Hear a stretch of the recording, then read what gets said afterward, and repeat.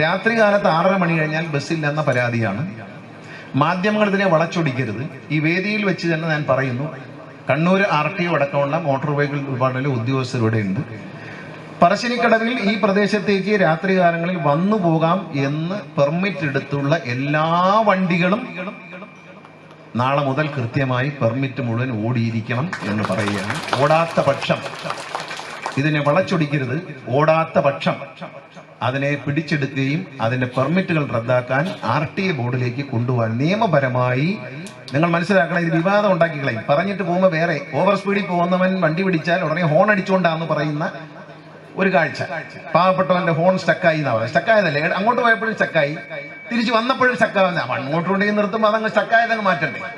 തിരിച്ചു പോകുമ്പോഴും സ്റ്റക്കാവുന്ന അസുഖം ഇത് പ്രചരിപ്പിക്കുമ്പോൾ ഒരു കാര്യം, കണ്ണിന് കാണുന്ന കാര്യം നമ്മുടെ കണ്ണിനെ തന്നെ പൊട്ടനാക്കിക്കൊണ്ട് നമ്മുടെ കണ്ണ് തന്നെ പൊട്ടിക്കിടക്കണം എന്ന് പോയി പീസ് അടിച്ചു പോയി കണ്ണിന്റെ എന്ന് അഭിനയിക്കരുത്. എന്റെ കണ്ണിൽ കണ്ട കാര്യം ഞാൻ കണ്ടെന്ന് തന്നെ പറയും.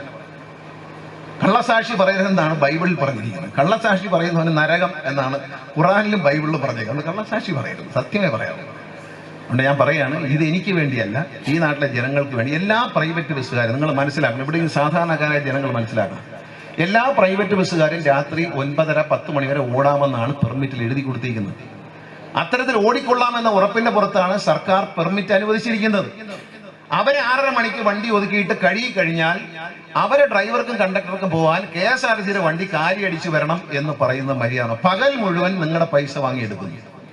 വൈകിട്ട് സന്ധ്യ കഴിഞ്ഞാൽ നിങ്ങൾക്ക് ഒറ്റപ്പെട്ട പ്രദേശങ്ങളിൽ യാത്ര ചെയ്യാൻ ഇവർ വണ്ടി തരത്തില്ല എന്ന് പറയുന്നത് നിയമവിരുദ്ധമാണ്. ഇനി എങ്ങനെ വ്യാഖ്യാനിച്ചാലും ഇത് നിയമവിരുദ്ധമാണ്. അതുകൊണ്ട് RTOയ്ക്കും ഉദ്യോഗസ്ഥർക്കും എവിടെ വെച്ചും മന്ത്രിക്ക് നിർദ്ദേശം കൊടുക്കും. സർക്കാരിന്റെ നയം ജനങ്ങൾക്ക് വണ്ടി കിട്ടണം. പൊതുഗതാഗതം നിങ്ങൾ മനസ്സിലാക്കണം. പൊതുഗതാഗതം ശക്തിപ്പെടുത്താനും സ്വയം തൊഴിൽ കണ്ടെത്താനും ഏതാനും ദിവസങ്ങൾക്കുള്ളിൽ 504 പുതിയ ബസ് റൂട്ടുകൾ MLAമാർ, പഞ്ചായത്ത് മെമ്പർമാർ, പഞ്ചായത്ത് പ്രസിഡന്റുമാർ എന്ന ജനകീയ സദസ്സ് കൂടി തീരുമാനിച്ച, ഇതുവരെ ഒരു KSRTC ബസ്സോ ഒരു പ്രൈവറ്റ് ബസ്സോ ഓടിയിട്ടില്ലാത്ത കേരളത്തിലെ 504 റൂട്ടുകൾ ഏതാനും ദിവസങ്ങൾക്കകം സർക്കാർ പ്രഖ്യാപിക്കും. സ്വകാര്യ വാഹനങ്ങൾ പെർമിറ്റ് എടുത്ത് ഓടിച്ചുകൊണ്ട് ചെറുപ്പക്കാർക്കും സ്ത്രീകൾക്കും പുരുഷന്മാർക്കും സ്വയം തൊഴിൽ കണ്ടെത്താൻ, ചെറിയ ബസ് മതി, ഓടിക്കാനുള്ള റൂട്ടുകൾ ഇന്ത്യയിൽ ആദ്യമായി ലൈസൻസ് കൊടുത്തുകൊണ്ട് കേരളത്തിലെ ഗവൺമെന്റ് പ്രഖ്യാപിക്കാൻ പോവുകയാണ്. ഏതാണ് അതിന്റെ എല്ലാ ഉത്തരവും റെഡിയായിട്ടുണ്ട്. ഉത്തരവ് പുറത്തിറങ്ങിയാൽ മതി. ഏതൊരു സാധാരണക്കാരനും ഈ പറയുന്ന റൂട്ടിലെ പെർമിറ്റ് എടുക്കാൻ പറ്റുള്ളൂ. അതിൽ നിശ്ചിത വണ്ടിയെ കാണൂ. രാവിലെ ഇത്ര മണി മുതൽ ഇത്ര മണി വൈകിട്ട് വരെ ഇത്ര ട്രിപ്പ് ഓടിക്കണം. അവിടെ മെച്ചപ്പെട്ട പൈസ കിട്ടുന്ന കണ്ടാൽ എല്ലാവരും കൂടി ഇരച്ചു കയറുന്ന ഇപ്പോഴത്തെ പ്രൈവറ്റ് ബസിന്റെ പരിപാടി പറ്റത്തില്ല. അവിടെ 5 വണ്ടിയാണ് എന്ന് നിശ്ചയിച്ചിട്ടുണ്ടെങ്കിൽ ഈ 5 വണ്ടി അല്ലാതെ 6ാമതൊരു വണ്ടി ഓടാനൊക്കത്തില്ല. അപ്പൊ ഈ 5 വണ്ടി ഓടുന്നവർ രക്ഷപ്പെടും, അവര് നിലനിൽക്കും. കേരളത്തിൽ ഈ പറയുമ്പോൾ ഇവർ മനസ്സിലാക്കി, ഈ പ്രൈവറ്റ് ബസ് ഉടമകൾ പറയുന്ന മനസ്സിലാക്കി, 38,000 പ്രൈവറ്റ് ബസ് ഉണ്ടായിരുന്നു. ഇന്ന് 8,000 താഴെ പ്രൈവറ്റ് ബസ്സുകൾ. 2001 ഞാൻ മന്ത്രിയായിരിക്കുമ്പോൾ 26,000 28,000 പ്രൈവറ്റ് ബസ് ഉണ്ടായിരുന്നു. പിന്നീട് 2005 ആകുമ്പോഴേക്കും 2006 ആകുമ്പോഴത്തേക്ക് 35,000-ലധികം പ്രൈവറ്റ് ബസ് ഉണ്ടായിരുന്നു. ഇവര് തമ്മിൽ മത്സരിച്ചു. KSRTC ആയി മത്സരിച്ചു. KSRTC നശിച്ചു, പ്രൈവറ്റ് ബസ് നശിച്ചു. പ്രൈവറ്റ് ബസ്സുകൾ ഇന്നും തമ്മിൽ മത്സരിക്കുകയാണ്.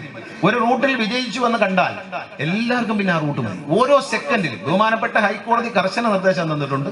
സർക്കാർ ഉത്തരവ് ഇറക്കിയിട്ടുണ്ട്.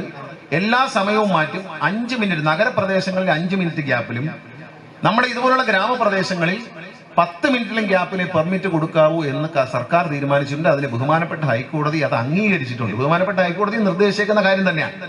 അതിനാണ് സർക്കാർ പറയുന്നത്. അപ്പൊ അത് ഇപ്പൊ ഉള്ള വണ്ടിക്ക് മാറ്റുമെന്ന് ചോദിച്ചാൽ ഉള്ള വണ്ടിക്കല്ലേ മാറ്റണ്ട. ഇപ്പോഴല്ലേ ആൾക്കാരെ ഇടിച്ചു കൊല്ലുന്നത്.